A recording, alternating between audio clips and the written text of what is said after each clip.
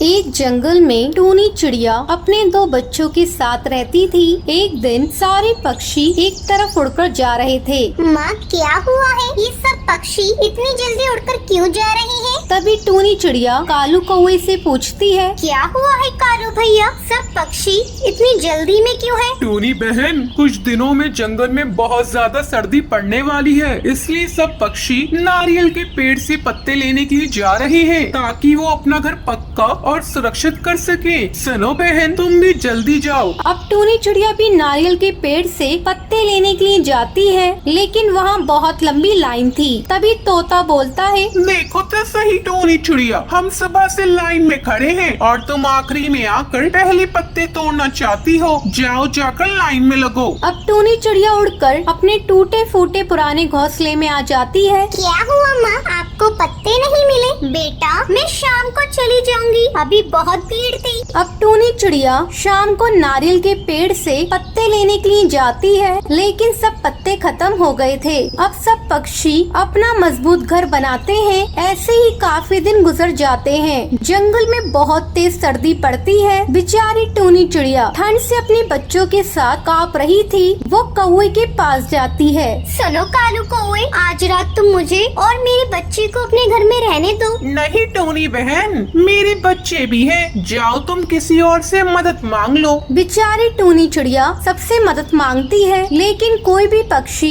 उसकी मदद नहीं करता है। ज्यादा ठंड की वजह से उसका एक बच्चा मर जाता है। माँ, बहुत तेज सर्दी है, मुझे लगता है मैं भी नहीं जी पाऊंगा, मैं मर जाऊंगा। नहीं बेटा, तू फिक्र मत कर, मैं जल्दी से कोई गर्म जगह ढूंढती हूँ। हे भगवान, मेरी मदद कीजिए, मेरे बच्चे की जान बचा लीजिए। तभी टूनी चिड़िया को एक बड़ा सा खाली नारियल का खोखा दिखाई देता है। ये बिल्कुल सही रहेगा, इसमें हमें ठंड भी नहीं लगेगी। जब तक सर्दी है हम इसमें अपना गुजारा कर लेंगे। अब टूनी चिड़िया अपने बच्चों के साथ उस नारियल के खाली ढक्कन में रहकर अपना गुजारा करती है। तो ये थी आज की कहानी। क्या आपको पता है टूनी चिड़िया ठंड से बचने के लिए कहाँ रहती है? अगर आपको पता है तो आप हमें कमेंट करके जरूर बताएं। अगर आपको ये वीडियो पसंद आई हो तो इसे लाइक और ऐसी कहानियाँ देखने के लिए मेरे चैनल को सब्सक्राइब करना न भूलें। एक जंगल में गोपी चिड़िया और अहम चिड़ैया रहते थे।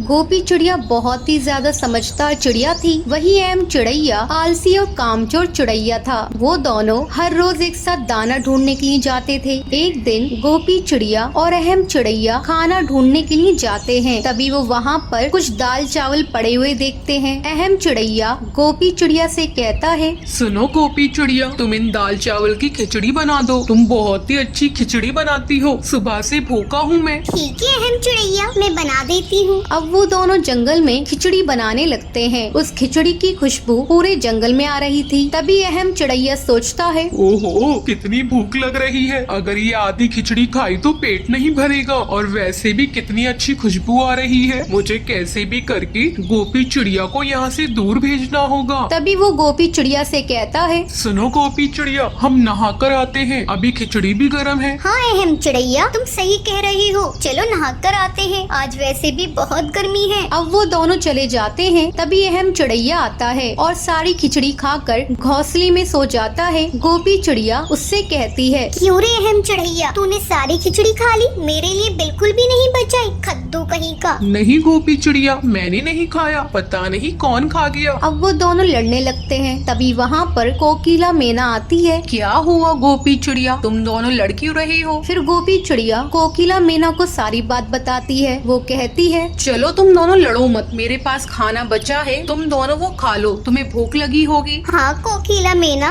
मुझे बहुत तेज भूख लगी है। अब गोपी चिड़िया कोकिला मैना का दिया हुआ खाना खाने लगती है, पर अहम चिड़ैया नहीं खाता है। क्या हुआ अहम चिड़ैया, तुम क्यों नहीं खा रही हो? वो मेरे पेट में दर्द है, मैंने सारी खिचड़ी जो खा ली थी। ये सुनकर गोपी चिड़िया और कोकिला मैना हंसने लगते हैं। तो ये थी आज की कहानी। क्या आपको पता है कौन गोपी चिड़िया को खाना देता है खाने के लिए? अगर आपको पता है तो आप हमें कमेंट करके जरूर बताएं। अगर आपको ये वीडियो पसंद आई हो तो इसे लाइक और ऐसी कहानियाँ देखने के लिए मेरे चैनल को सब्सक्राइब करना न भूलें। एक जंगल में दो चिड़िया रहती थी। एक का नाम था रानी चिड़िया और दूसरी का नाम था टीना चिड़िया। वो दोनों बहनें थी। टीना चिड़िया रानी चिड़िया से बहुत ज्यादा खूबसूरत थी, वही रानी चिड़िया ज्यादा खूबसूरत नहीं थी। अरे रानी चिड़िया, तुम कितनी बदसूरत हो और मुझे देखो, मैं कितनी खूबसूरत हूँ। तुम तो काली कलूटी हो। कोई नहीं टीना चिड़िया, इसमें मेरी क्या गलती? अगर मैं खूबसूरत नहीं हूँ तो? तभी उनकी माँ शीला चिड़िया आ जाती है। सुनो रानी चिड़िया, कल तुम्हें देखने के लिए रिश्ते वाले आएंगे। माँ, मैं रानी चिड़िया से बड़ी हूँ, फिर भी चलो कोई नहीं। आपको रानी चिड़िया की फिक्र होगी, कौन करेगा इस काली से शादी? टीना चिड़िया, ऐसा नहीं बोलते हैं, रानी चिड़िया तुम्हारी बहन है। अगले दिन रानी चिड़िया को देखने के लिए राजू चिड़ैया और उसका दोस्त कौवा आता है। आइए बैठिए। रानी चिड़िया जल्दी आओ, देखो मेहमान आ गए हैं। रानी चिड़िया वहाँ पर आती है। राजू चिड़ैया उसे देखकर बोलता है, शीला चिड़िया, मैं नहीं करूँगा इस काली चिड़िया से शादी, सब मेरा मजाक उड़ाएंगी। हाँ शीला चिड़िया, मेरा दोस्त किसी से कम थोड़ी है, इसे बहुत अच्छी चिड़िया मिल जाएगी। आपकी बड़ी बेटी टीना चिड़िया कहाँ है? वो बहुत खूबसूरत है, आप उसकी शादी राजू से करवा दीजिए। माँ, कोई नहीं, अगर इन्हें टीना से शादी करनी है तो आप करवा दीजिए। अगले दिन टीना चिड़िया और राजू की शादी हो जाती है। अब टीना चिड़िया रानी चिड़िया से कहती है, अब देख, मेरी तो शादी हो गई है, तू अपनी फिक्र कर रानी चिड़िया, तेरा क्या होगा? तभी राजू चिड़ैया आता है। टीना चिड़िया, कहाँ थी तुम? मैं तुम्हें कितनी देर से ढूंढ रहा था। तुम हर पल मुझ पर नजर रखे क्यों बैठे रहते हो? जाओ जल्दी से मेरे लिए दाना लेकर आओ, मुझे भूख लग रही है। अब बेचारा राजू चिड़ैया दाने की तलाश में निकल गया। उसका दोस्त कौवा बोला, और भाई क्या हाल है शादी के बाद तुम्हारे? यार मैं बहुत परेशान हूँ, लगता है मैंने टीना चिड़िया से गलत शादी कर ली। वो खूबसूरती के आगे मुझे कुछ नहीं समझती है, इससे अच्छा तो मैं रानी चिड़िया से शादी करता। अब ऐसे ही काफी दिन गुजर जाते हैं। अब टीना चिड़िया अपने पति पर बहुत अत्याचार करती थी। अब वो उससे तंग आ जाता है। टीना चिड़िया, निकलो मेरे घर से, तुमने मुझे बहुत तंग कर दिया। तुमसे अच्छी तुम्हारी बहन रानी चिड़िया है, खूबसूरती ही सब कुछ नहीं होती है, मुझे समझ आ गया है। अब बेचारी टीना चिड़िया को अपनी गलती का एहसास हो जाता है। वो रानी चिड़िया से माफी मांगती है। रानी चिड़िया, मुझे माफ कर दो, मैंने तुम्हारे साथ बहुत गलत किया, तुम्हारे रंग का मजाक उड़ाया। अब रानी चिड़िया टीना चिड़िया को माफ कर देती है। वो सब एक साथ खुश रहते हैं। तो ये थी आज की कहानी। क्या आपको पता है रानी चिड़िया की माँ का क्या नाम था? अगर आपको पता है तो आप हमें कमेंट करके जरूर बताएं। अगर आपको ये वीडियो पसंद आई हो तो इसे लाइक और ऐसी कहानियाँ देखने के लिए मेरे चैनल को सब्सक्राइब करना ना भूलें।